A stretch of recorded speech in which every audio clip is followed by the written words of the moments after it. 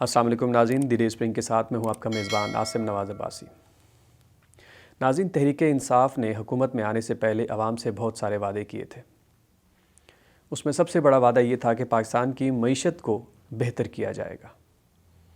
ایک اور وعدہ یہ تھا کہ ملک میں بے روزگاری کو ختم کیا جائے گا اور نوجوانوں کو کروڑوں نوکریاں دی جائیں گی۔ ایک اور وعدہ یہ تھا کہ ملک کے اندر مہنگائی کو کنٹرول کیا جائے گا۔ اور سب سے بڑا وعدہ یہ تھا کہ پاکستان میں جاری کرپشن کو ختم کیا جائے گا یا اس پر قابو پایا جائے گا۔ لیکن آج 2.5 سال گزرنے کے بعد جب ہم پاکستان کے حالات دیکھتے ہیں تو ہمیں محسوس یہ ہوتا ہے کہ پاکستان کے حالات بہتر نہیں بلکہ مزید بگڑ چکے ہیں۔ اسی حوالے سے آج ہم بات کریں گے ڈاکٹر پرویز طاہر سے۔ ڈاکٹر پرویز طاہر کسی تعارف کے محتاج نہیں ہیں۔ جنرل مشرف دور میں سن 2000 سے 2006 تک پاکستان کے لانگسٹ سرونگ چیف اکانومسٹ رہے ہیں۔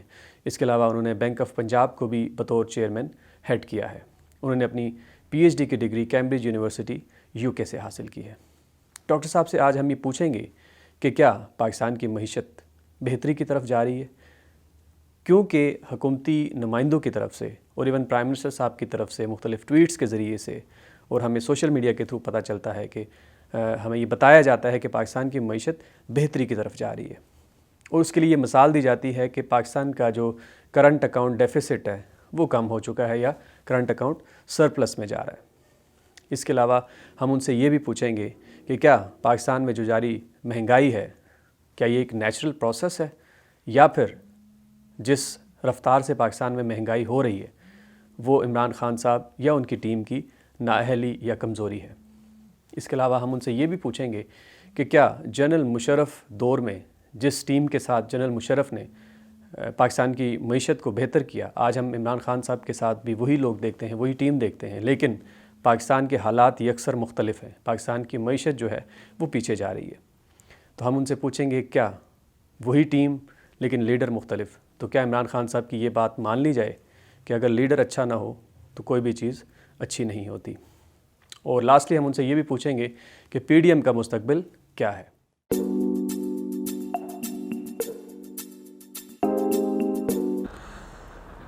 میرا یہ خیال ہے کہ یہ کرنٹ اکاؤنٹ سرپلس جو کہ 5 مہینے رہا اور 6 مہینے ختم بھی ہو گیا، کہ جو سیلیبریشن پہلے 5 مہینے تھی وہ ایک دم سے غائب ہو گئی۔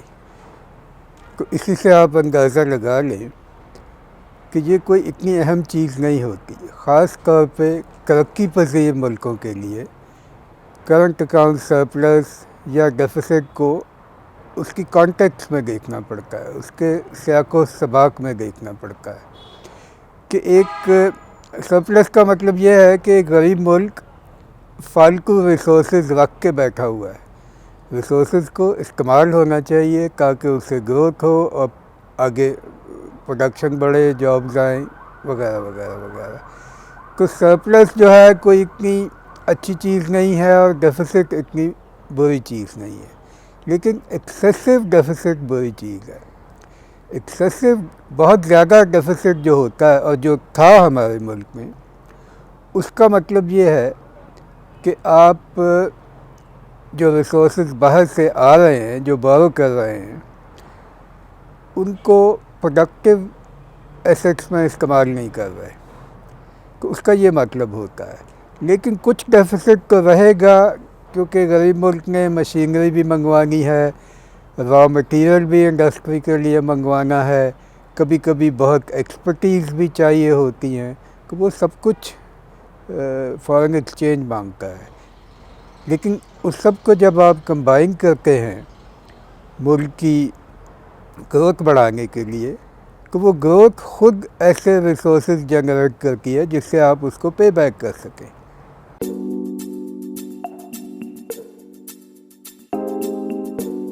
میں ان لوگوں میں سے ہوں جو ہمیشہ سے کہہ رہے ہیں کہ IMF کے پاس نہیں جانا چاہیے۔ IMF جو ہے وہ آپ کو ٹیمپرری ریلیف پرووائڈ کرتا ہے۔ ابھی دیکھیں، یہ خودکشی وغیرہ کی دھمکیوں کے باوجود یہ گئے، اس کے بعد ان کا خیال ہے یہ اکانومی امپروو ہو رہی ہے، تو IMF کا پروگرام 2-3 سال کا ہوتا ہے۔ اب وہ دوبارہ سے جب شروع ہوگا تو عین اس وقت جب ان کے الیکشن آنے والے ہوں گے ہم پھر اکانومی کے ساتھ کھیلنا شروع کر دیں گے. بلکہ اس کی پہلی مثال کل آئی ہے کہ انہوں نے M L As M P As کو ڈیولپمنٹ فنڈز دینے شروع کر دیے ہیں، جس کے بارے میں انہوں نے کہا تھا کہ یہ کرپشن کا سب سے بڑا ذریعہ ہے. تو یہ جو شروع ہوا ہے، اب ہمارے پاس ریسورسز تو ہے نہیں، تو کیسے دیں گے یہ M P As M L As کو فنڈز؟ بارو کر کے دیں گے. اور جب تک الیکشن کا وقت آئے گا یہ اتنے اخراجات کر چکے ہوں گے کہ ہو سکتا ہے آئی ایم ایف کے پاس پھر جانا پڑے. تو یہ سائیکل اس لیے چلتا رہتا ہے.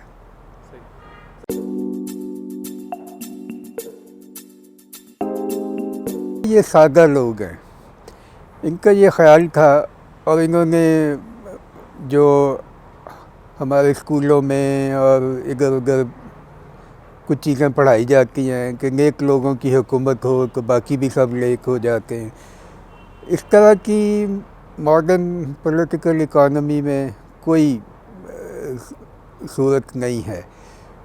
انفلیشن جو ان کے زمانے میں آئی، آپ غور کریں وہ ان کی پیدا کی ہوئی ہے. انفلیشن دو طرح کی ہوتی ہے، ایک ڈیمانڈ سائڈ سے کہ لوگوں کے پاس بہت پیسے آ جاتے ہیں، چیزیں تھوڑی رہ جاتی ہیں، جس کو کہتے ہیں too much money chasing too few goods. یہ وہ تو تھی ہی نہیں، اور اس لحاظ سے اسٹیٹ بینک کی پالیسی بھی غلط تھی. وہ انٹرسٹ ریٹ بڑھائے جاتے ہیں جب پیپل ہیو ٹو مچ منی. یہاں تو الٹ حساب کا، بھئی حکومت نے گیس کی قیمت بڑھائی تو قیمتیں تو بڑھ گئی ہیں، پیٹرول کی قیمت حکومت نے بڑھائی تو بڑھ گئی ہی ہیں.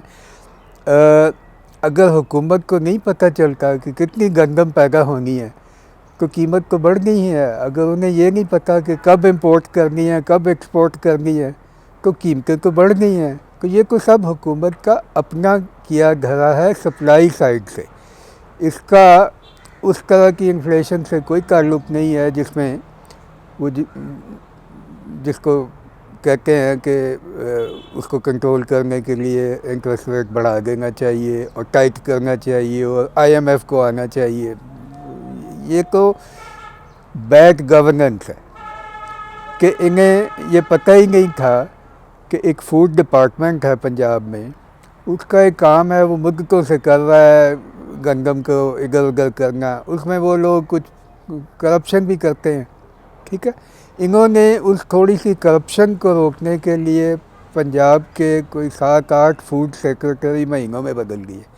اب لیڈر بدلتا جائے تو نیچے بھی حالات خراب ہو جاتے ہیں. بیوروکریسی کو انہوں نے ڈرا دیا، وہ ہاتھ پہ ہاتھ رکھ کے بیٹھ گئے. گندم کہیں اسٹور ہوئی ہے، آگے جا نہیں رہی، شارٹیج کو ہونی تھی. تو یہ تو مین میڈ یا you can say Imran made inflation ہے.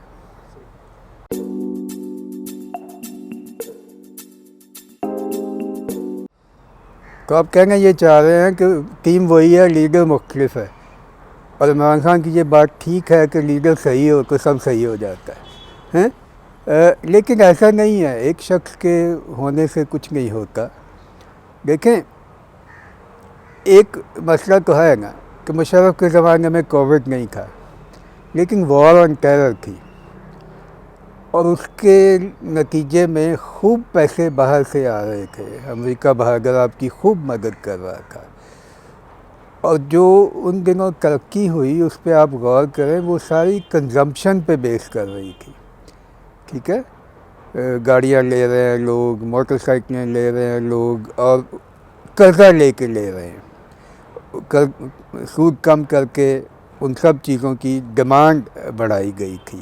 اور یہ جو ہم نے ایک انہیرٹ کیا بہت ہائی انفلیشن، اس کی یہ وجہ ہے.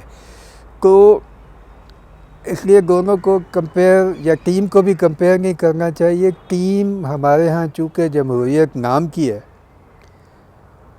اور جو کسی نے ایک شخص سے کسی نے پوچھا کہ تم کیا پارٹیاں بدلتے رہتے ہو، تو اس نے کہا میں نے تو کبھی پارٹی نہیں بدلی، میں تو ہمیشہ حکومت کی پارٹی میں ہوتا ہوں. تو یہاں یہ صورت حال ہے کہ آپ سیاست میں ہیں تو آپ کا خیال ہے آپ کو حکومت میں ہونا چاہیے، اور کرپشن کا بھی اس سے تعلق ہے.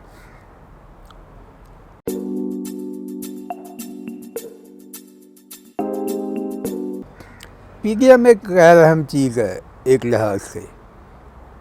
میری خواہش ہے کہ 5 سال پورے ہوں.